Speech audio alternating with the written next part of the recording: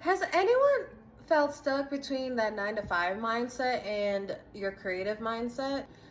What I mean is, like, for me, I grew up with, oh, if you go to school, you'll get this great job after school, and then all that happily ever after shit. Which, don't get me wrong, it happens to people. Like, they were able to go to school and then get the great jobs. Don't get me wrong, it can happen. But we gotta be realistic and say it doesn't work for everybody, especially with the fact that networking, yeah, it's great, but it may not be like, it's a lot of favoritism, discrimination.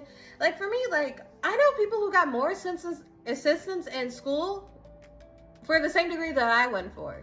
When I asked for help, I got a bland answer, but with everyone else, they somehow found these creative opportunities for me. Anyway, okay, back to the topic at hand, and it's just this idea of, like, we can't keep telling people, like, it's just like we can't keep telling people, oh, school, work, job, blah blah blah, because it doesn't work anymore. And I feel like because of that institutionalized industrial mindset, like, we've let our creative sides go, and a lot of times where we feel this identity moment or this little claw feeling trying to get out, it's because that's our creative side trying to express themselves, but we've gotten so used to it, we just push that off to the side.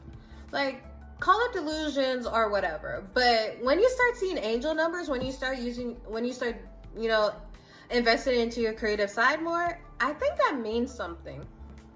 And I say this, but I am not discouraging my educational accomplishments. Like, I worked my ass off for them degrees, and no one could ever take that away from me.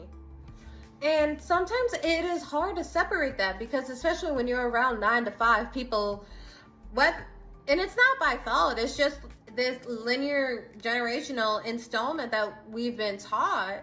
And then they only talk about 9 to 5 stuff. Like, they can support the creative stuff, don't get me wrong. But then if they always bring up 9 to 5, like, topics after that, it's like, how do you tell someone you don't care? And then expect them to understand your side of it.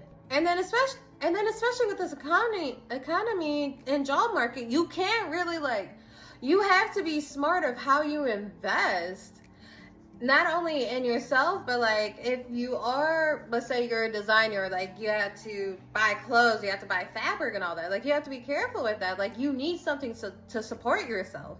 And I think, like, we always tell ourselves, oh, we'll do this job, and then whenever we get enough, then I'll leave to do that. Or you say, oh, the 9 to 5 is to pay for the entrepreneurial side of things, and then next thing you know, you're at a job 10 years later, and all that is like a lost memory. And I think that's where, like, that tug of war comes in with a lot of people, because we were taught the industrial mindset of society.